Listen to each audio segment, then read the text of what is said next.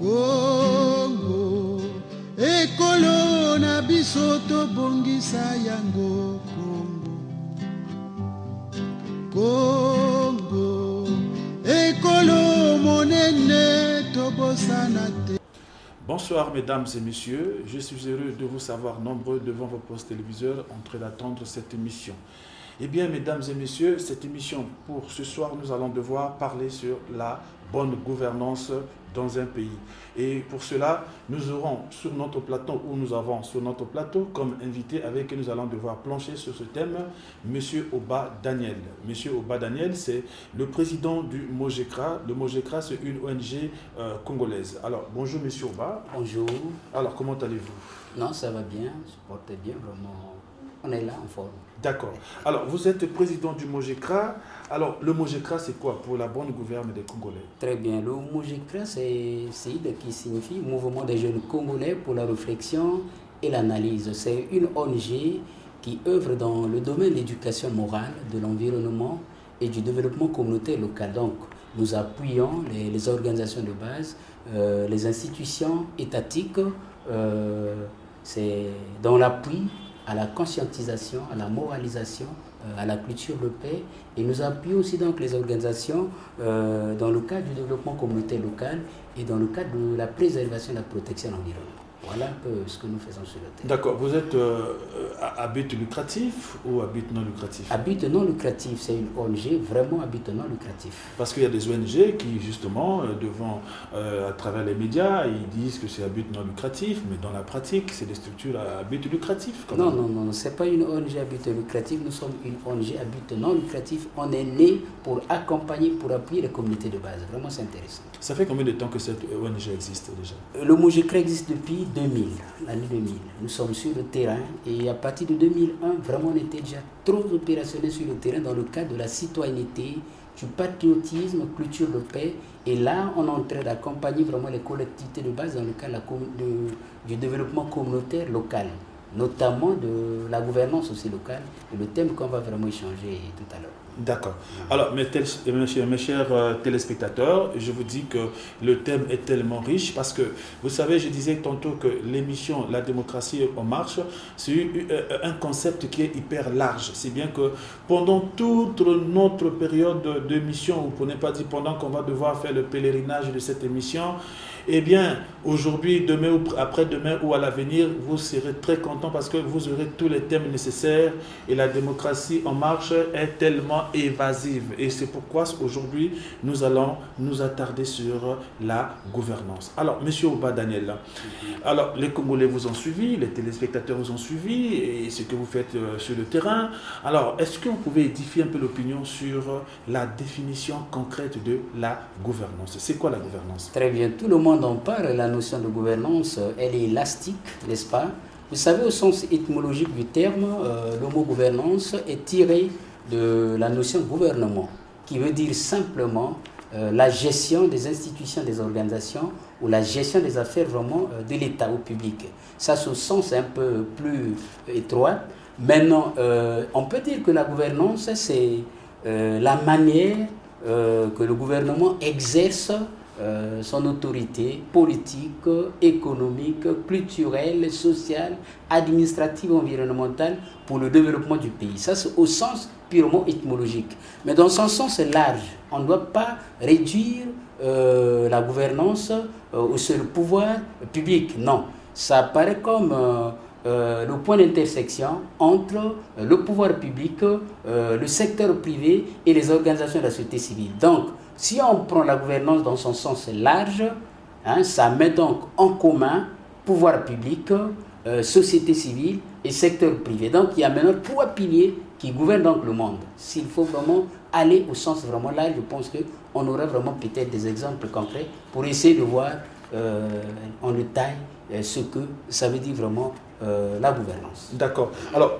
quand on parle d'une telle démarche doit quand même avoir une certaine, ou un certain minimum ou de caractéristiques. Alors, est-ce qu'on peut avoir une idée sur les caractéristiques d'une gouvernance? Très bien. On aime parler un peu des principes de base de la gouvernance. Il faut noter que dans la gouvernance, l'ouverture, c'est vraiment un des principes de base essentiels. Il y a l'ouverture, il y a la responsabilité. Vous savez, quand on traite la responsabilité, ça ne veut pas dire la responsabilisation, non. Responsabilité, c'est le fait de répondre à ce que vous avez vraiment commis, c'est-à-dire que créer comme défaut. Il y a la participation dans le cas de la gouvernance. La participation, et nous parlons de la participation démocratique, parce que nous traitons, vous parlez de la démocratie en marche, c'est ça. Donc le principe de base, c'est la participation démocratique. Il y a le respect des droits de l'homme, ça aussi vraiment c'est un principe, mais c'est aussi vraiment une grande valeur, c'est ce qu'il faut faire. Il y a la transparence dans la gestion de la chose publique. Ce sont les quelques principes qu'on peut vraiment retenir, l'ouverture. Vraiment, c'est important. La participation démocratique, la transparence, n'est-ce pas? La cohésion sociale, on ne doit pas oublier, et le respect vraiment des droits de l'homme. Ça, c'est les principes essentiels qu'on peut retenir vraiment dans le cas de la gouvernance. Alors quand justement, y a-t-il une typologie ou des types de gouvernance? Très bien. Oui, d'abord nous allons parler un peu dans le cas de la gouvernance. On parlait de la gouvernance politique, la gouvernance sociale, la gouvernance administrative, la gouvernance environnementale, la gouvernance économique. On va vraiment faire des détails sur les types de gouvernance. Vous savez que le contenu de la gouvernance va de pair aussi donc avec le type de régime, n'est-ce pas, et le type de pouvoir. Vous voyez, dans le type de pouvoir démocratique, vous n'allez pas comparer ça avec la monarchie, n'est-ce pas? Oui. Dans le cas du régime présidentiel et le régime semi-présidentiel, il y a quelques éléments qui vont donc flotter. Mais, dans le cas de la typologie, de la gouvernance, on va peut-être donner quelques détails sur les notions de gouvernance politique, c'est quoi? Gouvernance économique, c'est quoi? Gouvernance sociale, gouvernance administrative, gouvernance environnementale. On pourra peut-être donner le contenu et voir la contrefaçon, ce que j'appelle moi contrefaçon, c'est-à-dire la malgouvernance politique.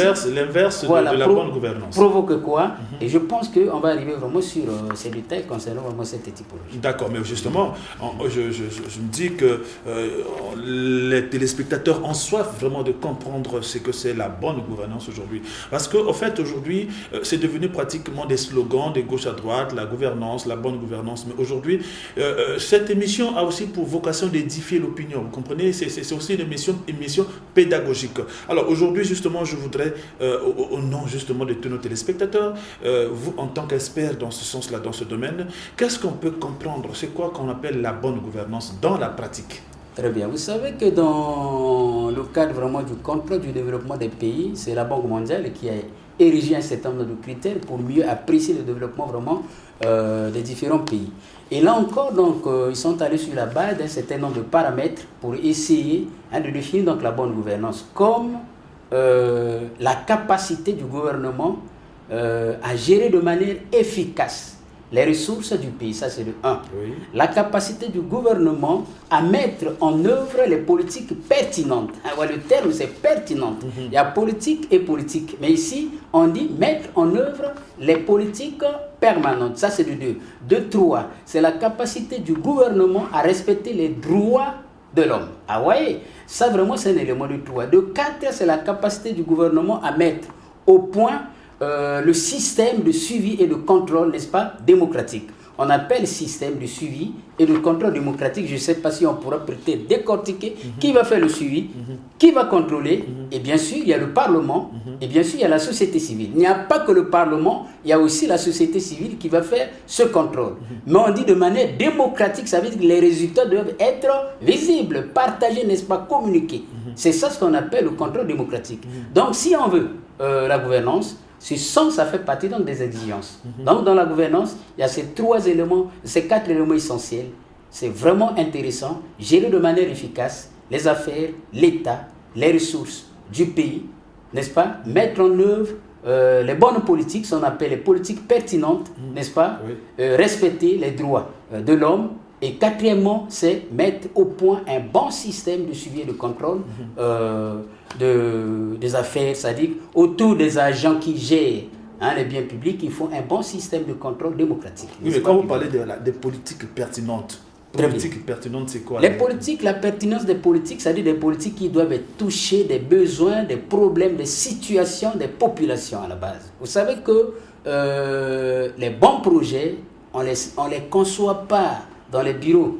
Il faut partir des besoins réels, des problèmes des populations, n'est-ce pas? Prendre en ligne de compte ces problèmes. Parce que dans la pertinence, il n'y a pas que la faisabilité. Oui, c'est faisable, c'est bon, c'est important pour moi. Mais le point de vue des populations là-bas, c'est ça ce qu'on appelle le souhait, le côté souhait. Est-ce que ça existe? Donc c'est pertinent parce que c'est important. On suppose que ça peut résoudre les problèmes des populations. Si ça rentre dans ce cadre, c'est vraiment des politiques pertinentes. Et le problème, ce n'est pas seulement la planification. Vous pouvez planifier, mettre au point un programme. Oui. Mais ici, on dit qu'il faut mettre en œuvre. Parce que planifier, c'est un niveau. Mais mettre en œuvre, c'est ce qu'on veut. La théorie et la pratique. Très bien. Oui. Le plan est élaboré, le plan est là, les programmes, tout est là. Mais dans la mise en œuvre, vraiment, ça pose problème. À quel moment ça peut poser problème? Parce que quand vous dites que vous avez le projet et la mise en œuvre, parce qu'on suppose que le projet, c'est des administrateurs, des bureaucrates qui rédigent le projet. Alors, la mise en œuvre, il faut des techniciens. En réalité, de bout en bout, dans la planification, il faut associer tout le monde. Toutes les parties prenantes sont nécessaires dans la planification. Et c'est peut-être dans la mise en œuvre où il y a les parties prenantes importantes, mais aussi les parties prenantes influentes. Mais ce que je veux, c'est que quand on planifie, on mobilise tout le monde. On l'a fait pour le PND, n'est-ce pas? N'est-ce pas? Oui. Il y a eu du temps appropriation, ça veut dire que la population a été vraiment mobilisée depuis la base. Depuis l'identification des problèmes, l'analyse, en passant par la proposition des solutions, on met au point le PND.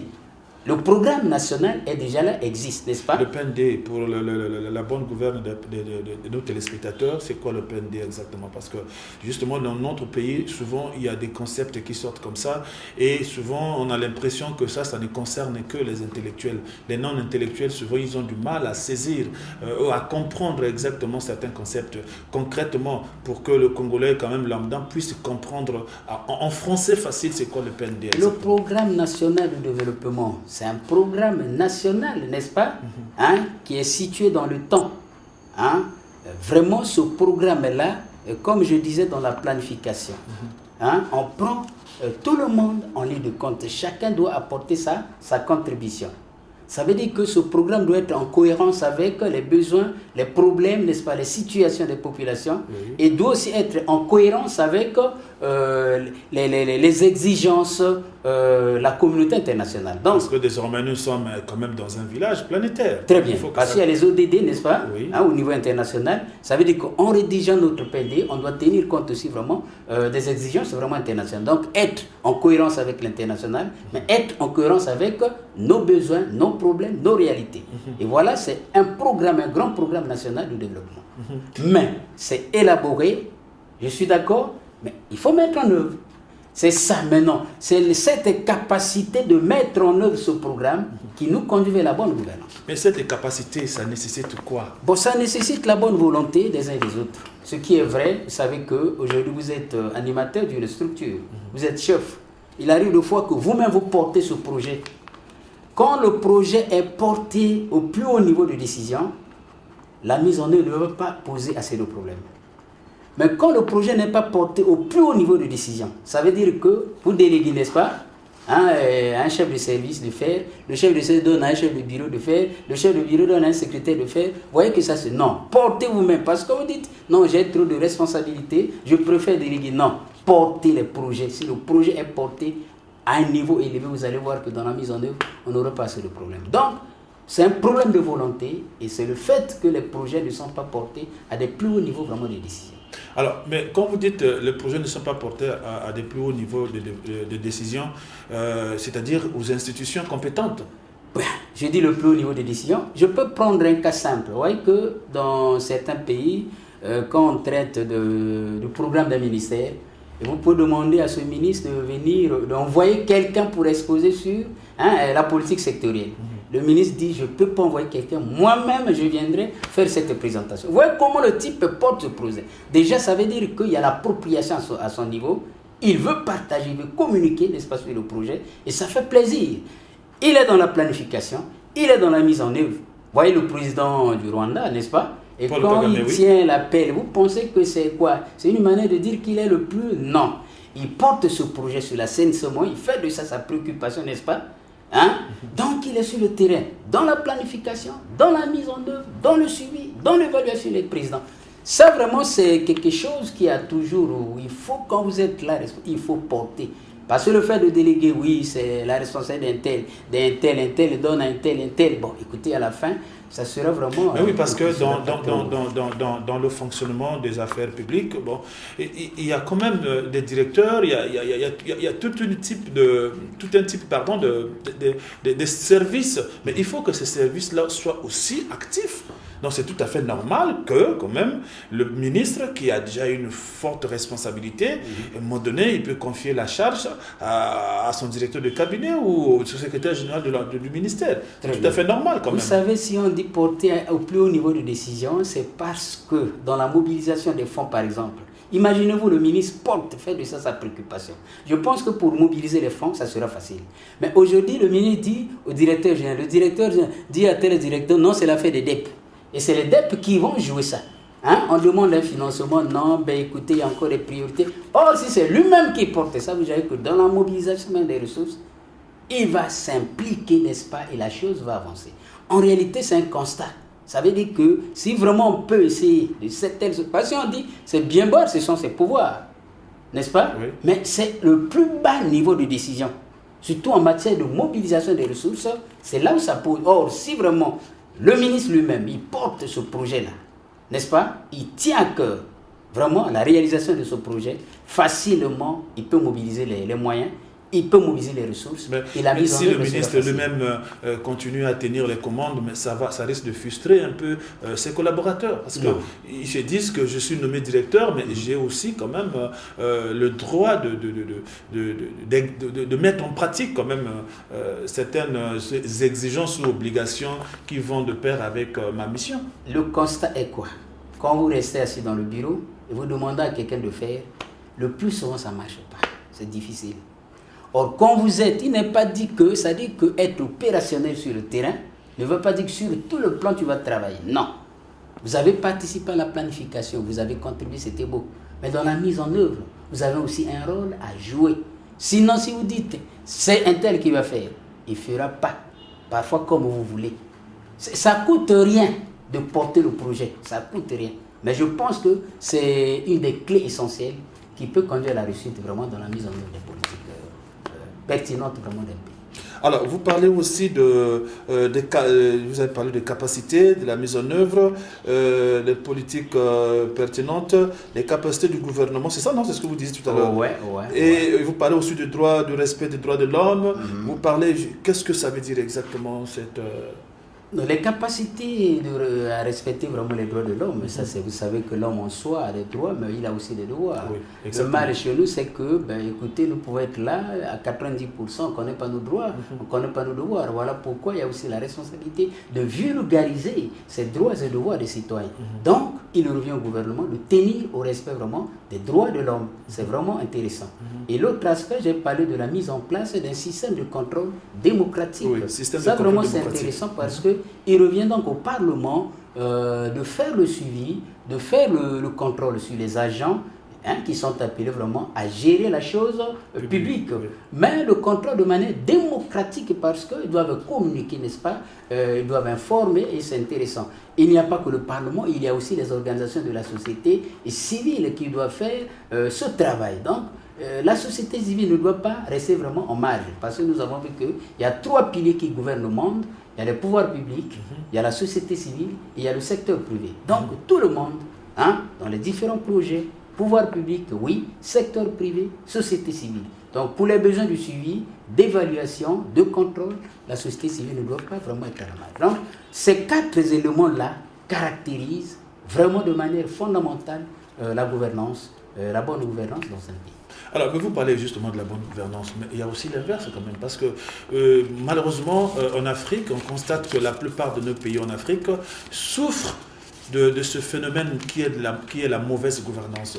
Alors, qu'est-ce qui fait que nous arrivons jusqu'au niveau où on ne respecte pas les principes de la bonne gouvernance et on se retrouve de l'autre côté justement du rideau, donc du côté de la mauvaise gouvernance? Très bien. Vous savez, hier dans nos sociétés traditionnelles, moi c'est l'exemple que je prends quand j'anime cette thématique à la base avec les communautés de base. Je dis qu'hier, il y avait des rites, il y avait des mythes qui couronnaient vraiment nos pratiques. C'est-à-dire qui poussaient les gens à respecter quelques règles, quelques valeurs traditionnelles. Les valeurs. Okay. Aujourd'hui, ces mythes et ces rites sont vraiment remplacés par la loi. C'est la loi qui remplace. La réglementation, elle est là. Maintenant, s'il y a la loi et que cette loi n'est pas respectée, vous voyez, il y a la réglementation, la mise en œuvre pose problème. Ça sera difficile. Donc il y a un problème de volonté à respecter la réglementation, les lois, n'est-ce pas, que vous avez établies, n'est-ce pas? Et si on peut le faire, c'est là où vraiment on va éviter d'aller vers ce que nous appelons la non-gouvernance. Mais qu'est-ce qui peut être la cause du non-respect des lois dans un État? Le cas, par exemple, un exemple, aujourd'hui, le cas d'un pays comme le Congo, où on parle des antivaleurs, ça veut dire être à l'encontre des valeurs, donc le non-respect des lois. Mais c'est quoi la cause de ce non-respect des lois? Bien, on ne fait pas un procès, mais d'une manière globale. Non, ce n'est pas un procès, c'est juste une observation et des constats. De manière générale, je parle un peu de la volonté, la volonté politique. Si vraiment il y a la volonté réelle politique, sincèrement, vous voyez, quand je parlais de lorsque la chose n'est pas portée au plus haut niveau de la décision, tu dis un tel est là pour faire, pour suivre, pour contrôler. Il ne le fera pas comme tu veux. Mais quand vous-même vous placez vraiment devant, n'est-ce pas, à suivre, on pourra peut-être, on va regarder dans le cas de la gouvernance judiciaire, n'est-ce pas, à suivre, il y a une telle loi. Je sais que ce n'est pas facile, mais vous êtes obligé de le faire. Ça vraiment, donc, nous qui animons les organisations de base, on est obligé d'être un peu partout à la fois, de regarder. Donc, c'est un problème de volonté politique. C'est un problème de volonté, avoir la volonté politique, n'est-ce pas, pour bien veiller sur les garde-fous, sur les règles du jeu. Si on ne fait pas ça, vraiment ça serait difficile. On tombe toujours vers la non-gouvernance. Ouais. Alors quand on tombe vers la non-gouvernance, pour un pays qui veut vraiment, ou un peuple qui veut vraiment évoluer, quelles peuvent être dans ce moment des conséquences? Mais les conséquences sont énormes. Vous savez, quand on parle de la non-gouvernance, par exemple la corruption, c'est un des éléments essentiels. Si on est déjà dans la corruption généralisée, ça fait partie des indicateurs de la non-gouvernance, c'est ce qu'on appelle couramment mal-gouvernance, n'est-ce pas? L'abus du pouvoir, l'autorité, oui, vraiment ça aussi, les dérives autoritaires, là on tombe dans la non-gouvernance, c'est un élément essentiel. Il y a l'indiscipline, ça vraiment dans l'administration, à tous les niveaux, non seulement l'administration publique, mais un privé, il peut y avoir vraiment une forme d'indiscipline entre un chef et son collaborateur. Il y a l'impunité. Voilà encore un élément essentiel qui caractérise la non-gouvernance. Donc, quand il y a l'impunité, sincèrement, on est vraiment du mauvais côté. Il y a la violation donc, des droits de l'homme. On en a parlé là-bas, qu'il y a la capacité à respecter les droits de l'homme. Et quand on tombe de l'autre côté, vraiment, il y a eu donc, on parle de violation des droits de l'homme. Il y a le détournement des fonds. De l'autre côté, on parle de la capacité à gérer de manière efficace les ressources du pays. Dans le cas là, il y a aussi les ressources donc, financières. Il y a donc le détournement, il y a l'enrichissement personnel, les surfacturations, des projets, c'est des choses. Là, on va du côté de la non-gouvernance ou mal-gouvernance. Voilà un peu les quelques critères qui caractérisent la mal-gouvernance dans une localité. Alors maintenant, quand vous arrivez par exemple dans des structures privées, il y en a de ces entreprises privées, comme on le sait, ça rentre dans le cadre du droit privé. Alors, les individus qui ont leurs entreprises, qui se permettent de tout faire, de faire n'importe quoi quand ils veulent, s'ils veulent. Sinon, il y en a de ceux qui menacent même leurs agents, comme quoi, non, mais écoutez, de toute façon, c'est chez moi. Qu'il y a même ce qu'on appelle certaines, par exemple, les dames, aujourd'hui, et beaucoup de femmes subissent un peu des agressions sexuelles dans les entreprises. Alors, dans ces conditions, ça va aussi dans le sens de la mauvaise gouvernance, alors. Très bien. Mais ça rentre dans le cas de la mauvaise gouvernance parce que ça va de pair avec le style de management que toi, le patron, tu veux vraiment imprimer. Parce qu'en réalité, un bon patron, vous savez, les patrons sont un peu doux, ils écoutent, n'est-ce pas? Ils développent l'écoute active par rapport au chef. Le chef est rigoureux, n'est-ce pas? Le chef ne veut pas se soumettre. Le patron a besoin des résultats. Maintenant, un patron qui agit comme ça, c'est qu'il ne regarde pas aux résultats. Le patron qui agit comme ça ne regarde pas aux résultats, n'est-ce pas? Qui veut intimider, au lieu de chercher à motiver, il intimide. Il ne veut pas avoir vraiment de bons résultats de l'entreprise. Donc là aussi, c'est la malgouvernance dans une entreprise. Vous savez que la gouvernance a intégré le monde des affaires des entreprises. Et en réalité, au niveau de l'administration publique, on devait copier un peu tout ce qui se passe dans le monde des entreprises. La gouvernance a intégré là-bas. Et on veut que, tel que nous gérons les affaires, qu'on copie un peu pour avoir les meilleurs rendements. Très bien, dans le respect des normes, dans le management. Voilà. Donc, un chef d'une entreprise qui agit dans ce sens, vraiment ne se soucie pas de son entreprise. Vous parlez aussi de la gouvernance judiciaire. C'est quoi la gouvernance judiciaire? Bien, mais on parle de la gouvernance judiciaire, c'est quand il y a le respect des lois, n'est-ce pas, et règlements de la République. Voyez-vous, les lois sont respectées, les conventions, les accords, n'est-ce pas, sont respectés. Alors là, vraiment, les droits de l'homme sont respectés. C'est là où on parle de la gouvernance judiciaire. Donc, le contraire, c'est-à-dire quand il y a le contraire, alors ça produit l'anarchie, le mauvais fonctionnement des structures judiciaires, n'est-ce pas? Avec des corruptions généralisées, l'impunité, beaucoup de choses qui vont vraiment se dessiner et ça ne sera pas bien. Alors, il y a un relâchement. Je l'ai dit toujours, quand la loi n'est pas respectée, n'est-ce pas? C'est un chaos, c'est un chaos. On va vers le désordre et ça ne sera pas bien. Donc, pour qu'il y ait gouvernance judiciaire, il faut qu'il y ait respect de la loi. Il faut qu'il y ait respect des droits de l'homme, il faut qu'il y ait respect donc des conventions, des accords qu'on signe vraiment avec. En commençant par le respect de la Constitution. Très bien. C'est la loi fondamentale. La loi fondamentale. Pas la loi, ça intègre toutes les formes de loi. Donc vraiment, il faut commencer par là pour parler vraiment de la bonne gouvernance donc judiciaire. Et la gouvernance économique alors? La gouvernance économique, ça renvoie à la transparence dans la gestion de la chose publique, dans la gestion des ressources financières, n'est-ce pas? C'est la transparence. Il faut gérer avec transparence parce que le contraire, si on tombe du côté de la non-gouvernance, alors c'est le détournement, n'est-ce pas? Ça vraiment, il y a détournement, il y a corruption généralisée, il y a surfacturation des projets, il y a vraiment l'enrichissement personnel, il y a, tout ça c'est le désordre parce qu'il n'y a pas eu vraiment de transparence dans la gestion de la chose publique, dans la gestion vraiment des ressources financières. Donc, ça vraiment, bonne gouvernance politique, économique, oui, mais il y a aussi le côté négatif qui nous pousse vers la non-gouvernance. D'accord. Alors, dans la gouvernance, M. Ba, à quel moment on peut parler du pouvoir centralisé, le pouvoir décentralisé ou encore la décentralisation? Est-ce que c'est aussi un concept quand même qui sort quand même de la bonne gouvernance? Très bien. Pour prendre un peu le cas de notre pays, je pense que c'est beaucoup plus les deux types de pouvoir, déconcentré et décentralisé. Et nous travaillons là sur le terrain beaucoup plus avec les types de pouvoir décentralisés, avec les communes déjà en plein exercice, n'est-ce pas? Donc, dans le pouvoir décentralisé, c'est un peu certaines autonomies qu'on accorde vraiment à cette collectivité locale. Ça peut être l'autonomie organique, parce que la structure a des organes qui ne sont pas trop largement influencés par le pouvoir central, mais qui fonctionnent un peu de manière autonome, mais qui rendent compte. La décentralisation ne veut pas dire l'indépendance, non. Parce qu'on ne peut pas avoir l'autonomie vraiment politique comme telle. C'est le pouvoir central qui contrôle toujours. Mais il y a une forme d'autonomie vraiment organisationnelle, une forme d'autonomie fonctionnelle, une forme d'autonomie financière, n'est-ce pas? Sincèrement, démocratique, pourquoi pas? Parce qu'au niveau vraiment interne, il y a la concertation qui est là, il y a la collaboration, il y a la participation. Mais il y a des éléments qu'on ne peut pas, pour éviter les abus de pouvoir.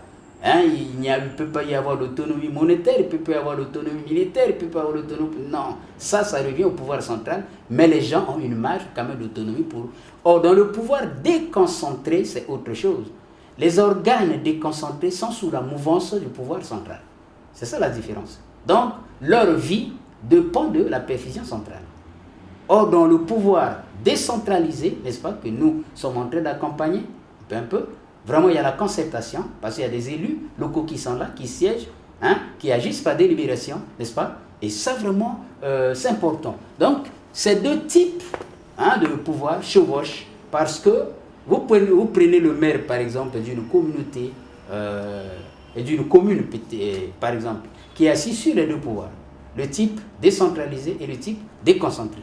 Ça à la fois représentant l'État du pouvoir central, rencontre, et à la fois animateur d'une commune, n'est-ce pas, de plein exercice. Donc, vraiment, ces deux types de pouvoir existent. L'autre, c'est l'autonomie, n'est-ce pas, pas totale, partielle, mais l'autre dépend à 100% de la perfusion vraiment du pouvoir central. Mais celui qui a de l'autonomie partielle, et cette partialité-là se base sur quoi exactement? Est-ce que vous parlez du maire, effectivement? Parce que dans d'autres cieux, quand on parle du maire, normalement, enfin, je ne sais pas trop, mais est-ce que c'est des élus ou c'est des gens qui sont nommés par le pouvoir central?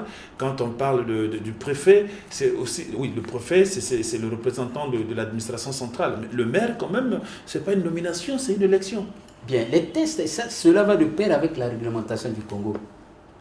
Au niveau des communautés urbaines, au niveau des arrondissements, les maires sont nommés. Ça, c'est la loi congolaise, elle est comme ça.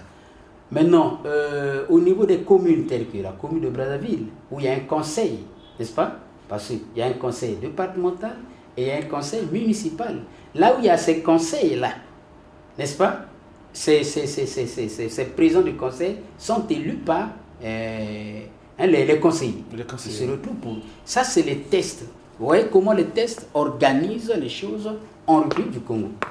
Donc, les communautés urbaines, les arrondissements, ces maires-là sont nommés conformément à la loi, à la réglementation de la République du Congo. Mais là où il y a un conseil départemental, là où il y a un conseil municipal, ces présidents du conseil sont donc élus. Et c'est là où je dis que dans cette forme, là où il y a des conseils, n'est-ce pas, les gens jouissent d'une certaine autonomie, pas la totalité, n'est-ce pas? Or, dans d'autres types de pouvoirs, là, c'est des pouvoirs purement déconcentrés. Les gens ne vivent que la perfusion vraiment du pouvoir central.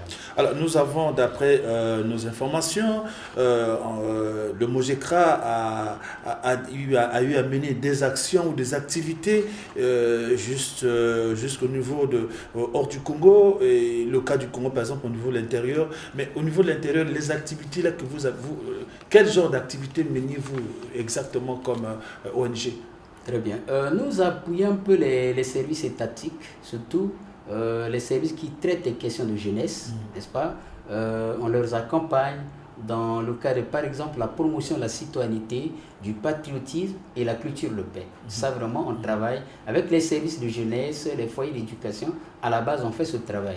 Avec les communes aussi, pourquoi pas. On accompagne un peu les communes. Là, par exemple, à Talangaye, nous venons de monter une coordination qui réunit donc les services de jeunesse et les associations de jeunesse dans le cadre de la lutte contre les antivaleurs. Donc là, on cherche un financement pour aller un peu plus loin.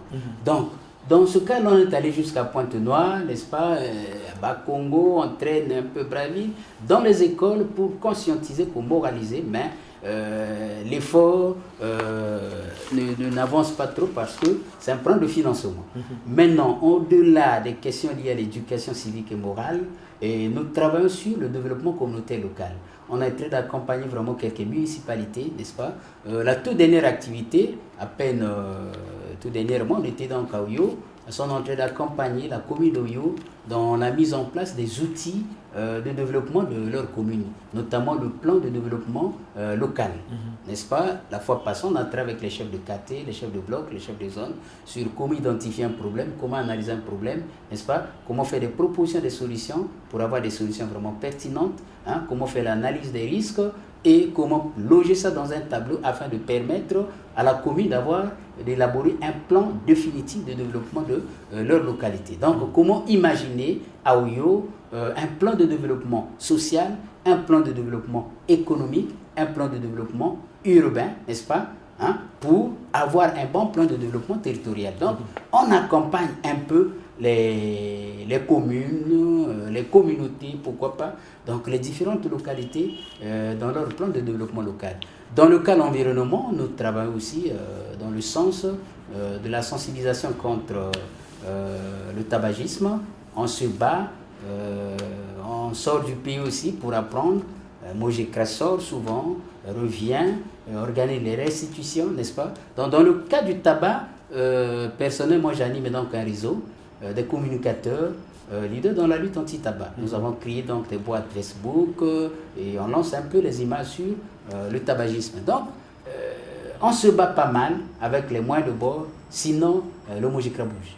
Alors, je voudrais qu'on revienne un peu sur la logique justement de la bonne gouvernance, parce que je crois que cette logique-là, ça devrait habiter dans les consciences des gens, parce que nous sommes une cité qui a besoin de bons animateurs. Alors, moi, je voudrais, excusez-moi, je veux insister là-dessus, sur la logique. Et quand on parle de la logique, on fait allusion à quoi exactement? Moi, je pense que la bonne gouvernance. Dans le cas de la bonne gouvernance, il faut retenir donc 3 logiques essentielles. Il y a donc la logique politique, on en a parlé tout à l'heure, c'est lié au fonctionnement démocratique. Donc, parler de la bonne gouvernance, il faut qu'il y ait le fonctionnement démocratique. Alors, qu'il y ait participation, n'est-ce pas, démocratique. N'est-ce pas? La décision, c'est la grande masse. Sincèrement, on va peut-être chuter sur la gouvernance locale. On va voir l'importance de la concertation. D'accord. Vous parlez donc de la logique politique. La logique politique, oui. Qui s'appuie donc sur ce que j'ai dit, le fonctionnement démocratique, qui s'appuie sur la mise en œuvre des politiques pertinentes et qui s'appuie sur la mise en place d'un système de contrôle, c'est ce que je disais, démocratique. Ce contrôle assuré par la société civile et le Parlement. Alors pour vous, au Congo aujourd'hui, on vous demandait votre avis en tant que citoyen. Est-ce que cette démarche, elle est prise en compte ou elle est respectée par et la société civile et le parlementaire? Le système de contrôle, oui. Mais je vois déjà le Parlement sur le terrain. Le Parlement, je vois les députés sur le terrain, je vois les sénateurs sur le terrain en train de faire le... Maintenant, ce que je veux, c'est que ça devait être de manière démocratique. Ça veut dire que communiquer, les comptes rendus, les restitutions, les gens doivent être au courant de... C'est ça l'exigence de la gouvernance. Mais la société civile, oui. Je pense que cette année, parce que je fais même partie du groupe société civile ODD, ça veut dire qu'on aura besoin de rédiger vraiment le rapport alternatif. C'est un élément aussi, ça veut dire que petit à petit, plus on avance, plus la communauté internationale impose des exigences, plus les gens aussi auront la volonté vraiment de faire mieux. Donc déjà, le pas marqué par le Parlement, c'est déjà l'élément. Et la société civile bouge aussi, n'est-ce pas? Dans la plupart des domaines, je pense que peut-être d'ici là, les gens seront debout et vont faire vraiment bien ce travail de suivi et de contrôle démocratique. Alors, donc, pour revenir justement sur la logique aussi économique, aujourd'hui, dans notre pays, avec tout ce que nous avons comme ressources, nous avons tout ce qu'on sait, les ressources humaines, l'eau, les minéraux, tout ce qu'on sait. Alors, normalement, est-ce qu'aujourd'hui, au Congo, on devrait encore s'attarder sur cette logique-là lorsque nous avons tout ça sur le terrain? Très bien. Quand on parle de la logique économique, on fait allusion à la bonne gestion des ressources du pays. D'accord. Dans les ressources du pays, il n'y a pas que les ressources financières. Il y a aussi les ressources naturelles, n'est-ce pas, qui existent. Prenons le cas des ressources naturelles. La préservation de la biodiversité, la préservation des forêts, la préservation des savanes, de l'eau, tout ça, ça dit la gestion rationnelle. Et ça, il y a des tests qui existent, n'est-ce pas? On ne peut pas rentrer dans les détails, des tests qui existent. Et il y a des relations avec les partenaires au plan international, n'est-ce pas? Tout est suivi. Donc, non, mais pour votre gouverne, quand même, quand on vient sur un plateau de télévision, parce que les gens veulent vraiment en soif de comprendre, en soif de savoir, et surtout que vous êtes sur le terrain toujours. Donc, s'il y a possibilité d'aller dans les détails, c'est toujours bien, parce que pour notre opinion, c'est tout à fait normal. C'est mieux, quoi, s'il y a possibilité d'aller dans les détails. Ok. Moi, je pense que... C'est-à-dire quelques indices, quelques références, ça peut permettre à certains intellectuels qui n'avaient pas l'information hier d'aller chercher, de comprendre de plus en plus. En réalité, parler, c'est avoir les données. Ouais, non? Dans le cas de la certification, vraiment, dans le domaine de bois, ça, vraiment, je ne peux pas rendre... Telle personne n'a pas les données. Ce qu'on peut dire, c'est peut-être informer les gens sur ce qu'on entend par la gouvernance environnementale. Oui. Comment aller jusqu'au point de gérer de manière rationnelle les ressources vraiment naturelles. Comment préserver les écosystèmes. Comment protéger notre planète, comment protéger notre environnement, l'eau. Ça, vraiment, c'est ce que la gouvernance environnementale veut, n'est-ce pas? Mais dire que ça ne marche pas, mais il faut avoir les données, sinon, et ça serait difficile. Donc voilà pourquoi je dis que pour mieux parler, mieux apprécier, il faut avoir les données vraiment devant soi. Mais ici, ce qu'on peut dire, c'est les questions liées à la gouvernance environnementale. C'est quoi la gouvernance environnementale? Alors, allez-y, voilà. C'est ce que je viens de dire. C'est la gestion rationnelle des ressources naturelles. C'est la préservation, n'est-ce pas, Oui. des écosystèmes. C'est la préservation de la biodiversité, n'est-ce pas? C'est la protection de l'eau, des savanes, de l'air, voilà. Donc, tous ces éléments-là constituent la gouvernance environnementale. Maintenant, le contraire, s'il y a le contraire, si on ne gère pas de manière rationnelle, il y a des conséquences. Si on ne protège pas l'eau, les savanes, il y a des conséquences, n'est-ce pas? Oui. Hein? Si on ne protège pas la biodiversité, mais il y a menace, ça conduit au chaos, c'est pas bon. Mais là, on ne peut pas aller dans ces détails parce qu'on n'a pas les données. C'est les gars du secteur qui peuvent peut-être apprécier nous dire qu'il y a ça. Mais nous, sur ce plateau, ce qu'on veut, c'est comprendre la notion de gouvernance environnementale. Alors, vous parlez aussi, je voudrais qu'on insiste sur la logique sociale où on parlait de la défense des droits de l'homme, tout ça. Alors, logiquement, qu'est-ce qu'on peut retenir dans cette logique de la logique sociale? Qu'est-ce qu'on peut retenir exactement? Très bien. Dans la logique sociale, je prends 3 éléments essentiels. Le premier élément, c'est la sécurité sociale. Sincèrement, voilà un peu l'histoire un peu avec les retraités, n'est-ce pas, hein? Donc, la bonne gouvernance au plan social veut qu'il y ait sécurisation à ce plan-là. Donc, qu'il y ait sécurité sociale, n'est-ce pas? Sécurité au plan de l'emploi des jeunes, par exemple, n'est-ce pas? Hein? Adéquation entre le marché de l'emploi et la formation, n'est-ce pas? S'il y a une adéquation, ça conduit au chômage des jeunes avec les flux qu'on peut vraiment énumérer. Vous voyez? Donc, il y a l'aspect lié à l'emploi des jeunes, il y a l'aspect lié à la sécurité sociale et il y a l'aspect lié au respect des droits de l'homme.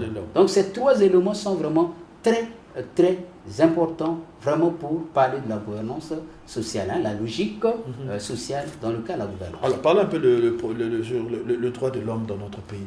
Aujourd'hui, quelle est la lecture que vous pouvez faire sur les droits de l'homme au Congo? Moi, tout ce que je peux dire, et c'est ce que j'ai toujours dit aux amis, vous savez que le droit de l'homme, c'est pour nous, qu'est-ce qu'on peut dire? Ça apparaît comme module pour l'homogécra, parce que nous traitons de la citoyenneté, et dans citoyenneté, il y a le droit de l'homme. Maintenant, les amis qui abordent l'aspect lié au droit de l'homme, et ce que je constate, c'est que plus de 80% des Congolais ne connaissent pas leurs droits. Ah ça, mais c'est un danger. Mais au lieu de mobiliser, nous, on devait mobiliser plus de fonds, n'est-ce pas, pour essayer de vulgariser ces droits. Parce que parfois, à un certain moment, on revendique, mais parfois, ce n'est pas réellement un droit qui est coché quelque part. Donc, commençons par le commencement, commençons par vulgariser les droits de l'homme, n'est-ce pas, de les vulgariser à tous les niveaux, pour que demain, on pourra quand même revendiquer avec raison, avec tort ou raison. Donc, ce que je constate dans notre pays, les droits de l'homme ne sont pas suffisamment vulgarisés. Les gens ne connaissent pas leurs droits, sincèrement. Donc, tout ce qu'on fait, parfois, on est dans les erreurs, parfois, on est sur la juste vraiment logique. Mais il faut vulgariser davantage vraiment. Alors pour vous qui devez vulgariser ça, est-ce que c'est le gouvernement? Nous, les associations, nous sommes responsables. Maintenant, le grand problème, c'est quoi? Mais il y a des lignes budgétaires dans le grand budget national. Il y a une ligne vulgarisation des droits de l'homme. Mais qui gère cette ligne? En réalité, il revient vraiment aux structures étatiques habilitées à faire ce problème, de chercher les ONG qui font ce travail-là, de signer les accords de partenariat avec ces ONG, n'est-ce pas? L'ONG doit aller sur le terrain, le service étatique met en place une équipe pour suivre seulement. Vous n'allez pas demander à un service étatique qui a 2 personnes ou 3 personnes à la base de vulgariser les tests, mais comment? Or, les ONG ont la stratégie, les ONG ont la méthode, les ONG ont l'habitude de travailler avec les communautés de base. Les ONG peuvent parler en langue vernaculaire. Donc, en patois ou quoi, l'essentiel est qu'il y a une formation qu'on donne. Voilà comment vous allez dire ça sur le terrain. Et tout ce qui compte, c'est qu'au finish, la ligne budgétaire là doit être affectée donc aux ONG pour faire ce travail. Voilà, le mal, c'est ça. Donc, la politique peut être là, une bonne politique, mais le grand problème, c'est que Il faut qu'il y ait vraiment de l'argent pour mieux accompagner vraiment cette politique de vulgarisation. Et si on ne vulgarise pas, ça serait vraiment Et difficile. vous, au niveau du Mojikra, n'avez-vous jamais été contacté par une structure étatique pour justement aller dans ce sens-là? Jamais du tout. Tout ce que nous faisons vraiment, c'est avec les moyens de bord. Ça, sincèrement, on se bat avec les moyens de bord. Bien sûr, on peut arracher un financement, mais qui va dans un autre sens. Là, par exemple, le tout dernier financement avec l'Union européenne, l'AFD, c'était dans le cas de la promotion de la citoyenneté. Donc, valoriser les valeurs civiques, morales, n'est-ce pas, la formation, par exemple, de ceux qui devaient aller faire ce travail de sensibilisation, de conscientisation. Mais on n'a jamais reçu un fonds qui devait servir pour la vulgarisation vraiment des droits et devoirs des citoyens. D'accord. Alors, vous parlez aussi justement de l'emploi des jeunes. Exactement, aujourd'hui au Congo, on constate dans les quartiers, dans nos villages, voire même la vitesse à laquelle va l'exode rural dans notre pays. Alors, vous, en tant qu'ONG, quelle est votre vision, ou encore d'abord avant tout la lecture, et par rapport à ce chômage des jeunes-là, vous faites quelle lecture? Ce qui est vrai, je voulais amorcer tout à l'heure sur l'inadéquation entre la formation et les besoins au niveau du marché de l'emploi. Oh, ça, c'est vraiment, vous savez, c'est l'ancien programme qu'on utilise dans les écoles. C'est là où ça pose problème. Donc, il faut essayer d'améliorer dans ce sens. De deux, vous savez, oui, ben, écoutez, c'est bien beau. Aujourd'hui, on parle de la formation qualifiante. J'ai toujours critiqué la manière de faire. Vous prenez les jeunes, vous les mettez dans une salle pendant 6 mois, une année, formation qualifiante. À la fin, il n'y a aucune politique d'accompagnement, d'autonomisation de la jeunesse. Ce n'est pas le fait de donner une machine ou de donner une enveloppe que le jeune va s'installer. Non, ça doit encore prendre même 6 mois encore. On a des stratégies pour accompagner. Si c'est un truc de coupe-couture, oui, il a pris, mais on doit installer le jeune, n'est-ce pas? Comment fidéliser les clients, comment ouvrir un compte, non, ça va prendre du temps avec des thèmes vraiment très complexes. Donc, c'est ce qui manque. Il y a des formations qualifiantes, on est d'accord, mais la politique d'autonomisation, vraiment, c'est ça ce qui manque.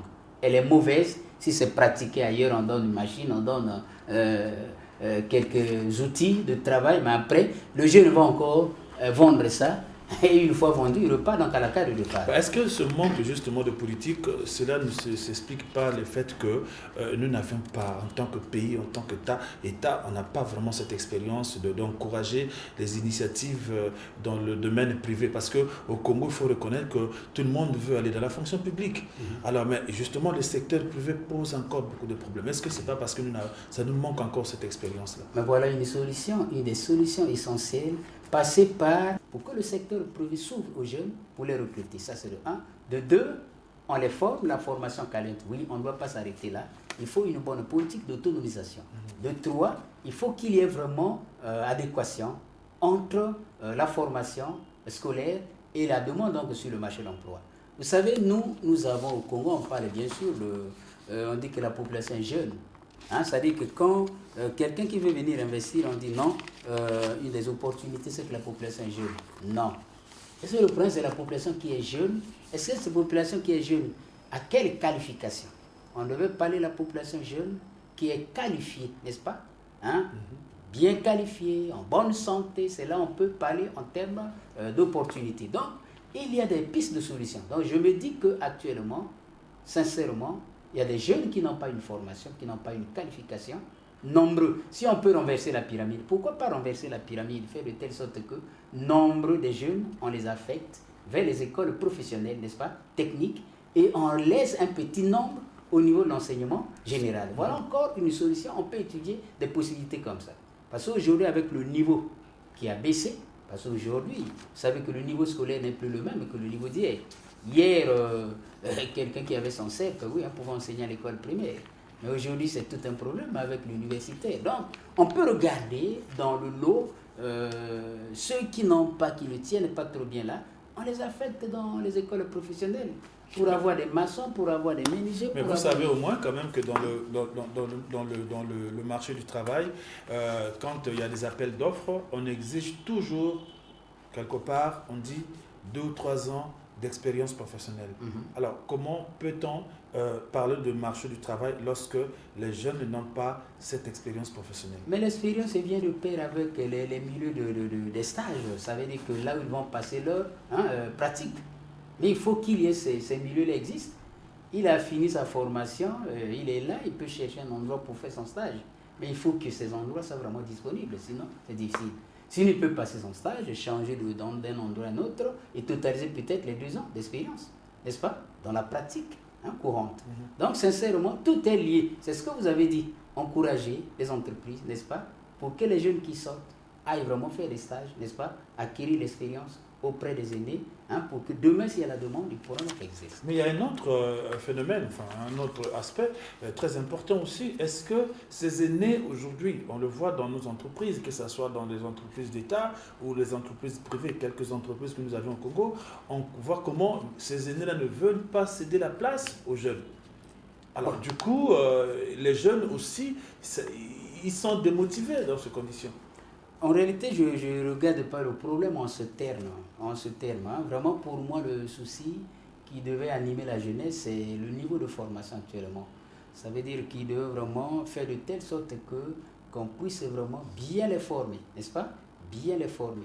Parce que les aînés, c'était tout juste pour ajouter un plus à la théorie que les jeunes ont reçue. Mais s'il y a des structures, n'est-ce pas, qui existent, privées, où les jeunes peuvent passer vraiment leur stage, je pense que ça pourrait vraiment combler ce vide-là. Mais dire que les vieux sont... Bon, ça, je ne peux pas apprécier parce que je n'ai pas vraiment assez d'éléments ni d'arguments pour... Mais la formation, il faut que les jeunes... La bonne formation, il faut arriver là. Donc les conditions des enseignants, les conditions d'apprentissage, il faut qu'on fasse de ça vraiment une priorité. Et les jeunes qui ne s'adaptent plus là, qui ont des niveaux douteux, on les amène vers les écoles professionnelles. Je pense que ça sera peut-être la solution vraiment efficace pour nous. Voilà, nous sommes en train d'aller progressivement à la fin justement de notre émission. J'aimerais bien quand même que M. Obadaniel avec le Mojekra...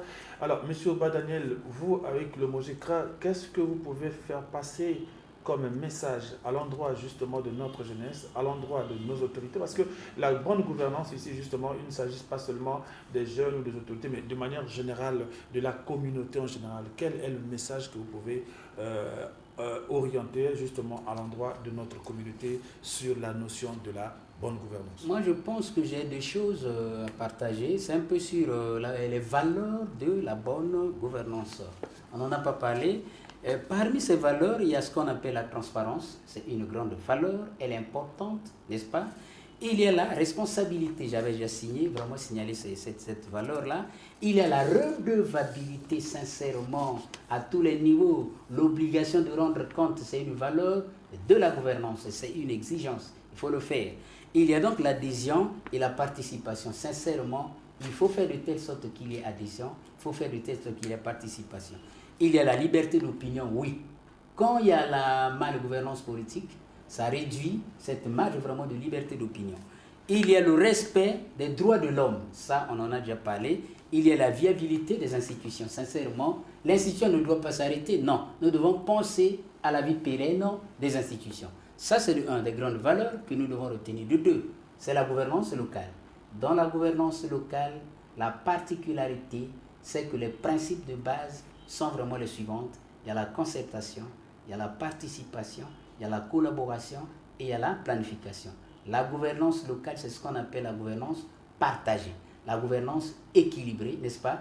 Et c'est différent de la gouvernance pyramidale où il y a des dominants et les dominés à la base. Ça, il faut mettre fin à ça. Merci beaucoup à vous, chers téléspectateurs, vous qui avez suivi cette émission. Je crois que si ce thème vous a vraiment plu et que vous voulez qu'un jour nous puissions revenir là-dessus, vous allez voir vous voyez sur votre écran, il y a le numéro WhatsApp donc de l'émission, il y a aussi le numéro où vous pouvez envoyer vos textos. Alors, nous voulons justement vous dire merci pour votre fidélité et bonne suite de programme avec ESTV. À bientôt.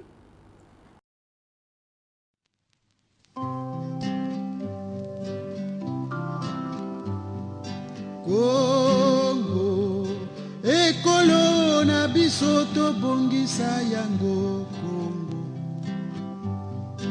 Congo.